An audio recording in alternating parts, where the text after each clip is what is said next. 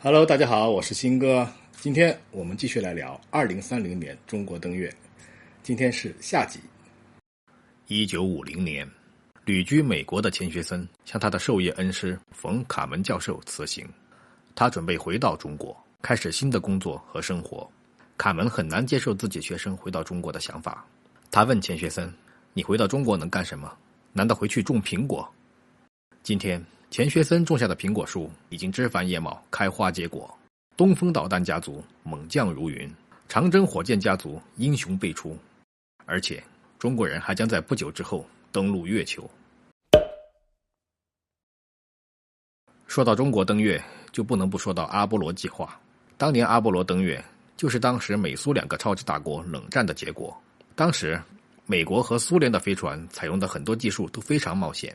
按照我们中国方面自己的设计师的观点，阿波罗计划如果按照现在的标准进行客观的评估，可靠性不到 50%。 它的很多结构性系数选取得非常低，包括中国现在自己的团队搞的载人登月论证，要用现在的技术设计出阿波罗飞船或者是登月舱都有一定的困难，因为它的可靠性和安全性达不到标准。所以可以想象当初美国人设计的时候有多么冒险。比如他那个登月舱，当年美国的阿波罗登月舱实际上就是为了赶时间搞出来的半成品，里面非常简陋，和推土机的驾驶舱非常像。根据当时参加登月的宇航员的回忆，他们乘坐的飞船几乎就没有任何安全性可言。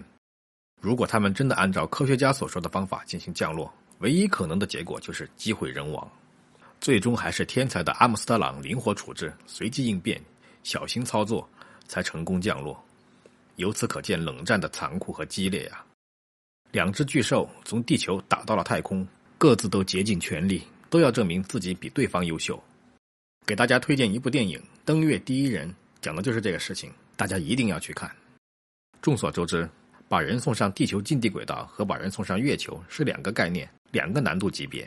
今天即使美国现在要重返月球，它要面临的困难也一点不比中国少，从资金到技术，所以它要拉上一大堆国家一起干，搞个阿尔忒弥斯计划，先找几个有钱的主，把他们钱先掏出来再说。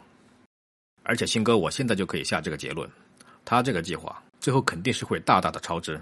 反正就是我是美国，拿钱给我，我让你们上月球。中国的航天工业界现在准备了另外一款新型的火箭，长征5 DY 型，也就是登月的意思。这就是过去被称为921型的火箭。如果中国使用这款火箭登月，2030年载人登月的进度则可以得到保证。作为长征5号的深度改进型，是典型的 CBC 结构。这里我要简单介绍一下什么是 CBC 结构。CBC 结构也就是公共核心助推器结构，说白了就是几枚火箭组成一个大火箭，它的捆绑式助推器就是另外一个星级。实际上 CBC 结构是一种非常理想的解决方案。德尔塔4重型火箭还有重型猎鹰火箭已经验证了这种方法的可行性。抛开技术和安全性来说，这种火箭最大的好处就是可以使用原有的火箭及发动机，无需重新研究新火箭，节约成本、时间，提高效率。长征5 DY 火箭整个第一级一共有21台发动机，推力强大，而且都是比较成熟的技术。起飞重量达到2200吨，它的近地轨道运载能力达到70吨，它的地月转移轨道运载能力达到27.5吨，它的整体的运载能力和现在最强的重型猎鹰火箭大致相当。不过猎鹰火箭有一个非常突出的优点，那就是可以实现助推级和星级的回收，这个可以极大的减少发射成本。如果有一天真的有一场开发月球的竞赛，那么谁能最大限度的节约成本，谁就能占有优势。由于它的火箭可以回收再使用，它1块钱可以当成2块钱用，消费比非常理想。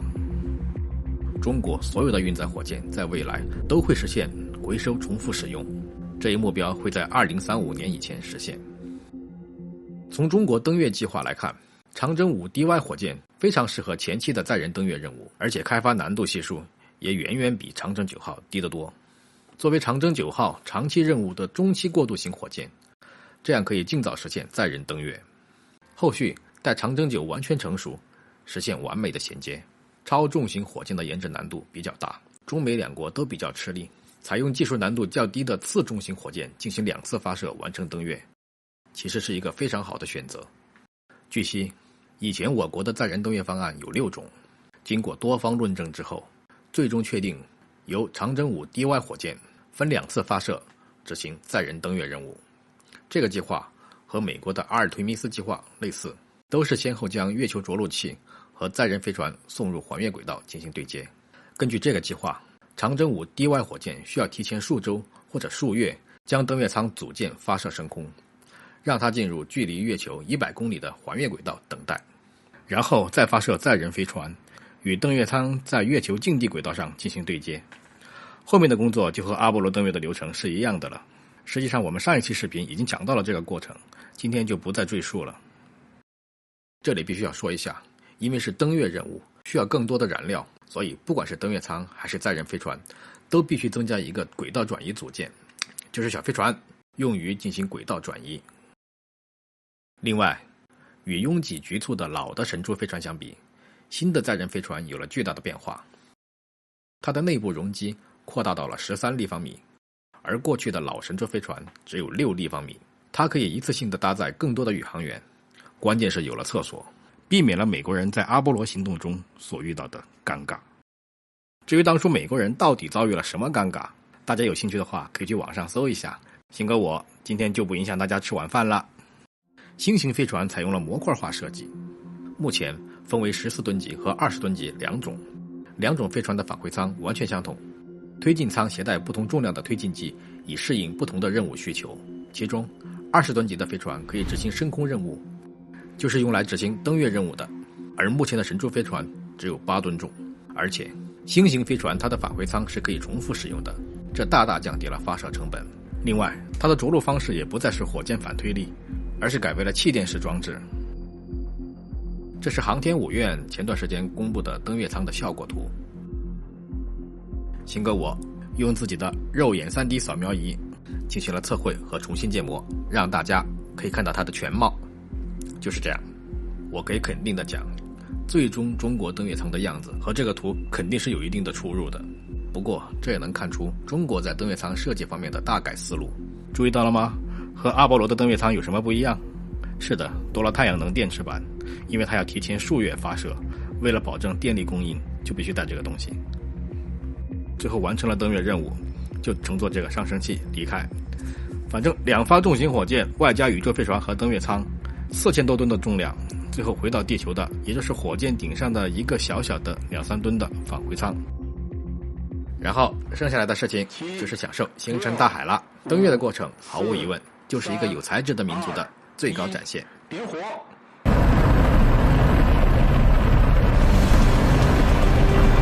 升！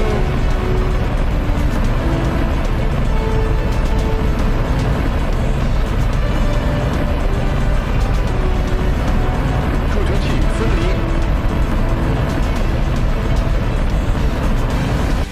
第2级分离。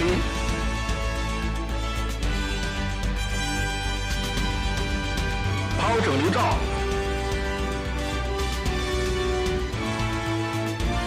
太阳能电池板展开。发动机点火。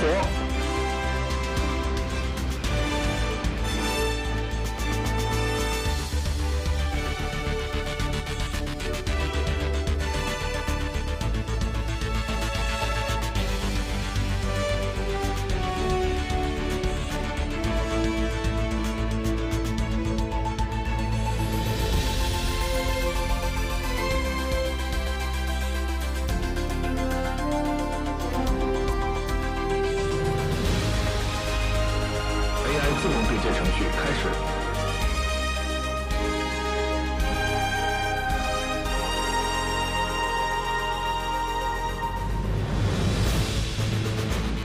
400米，370米，15米，10米，5米。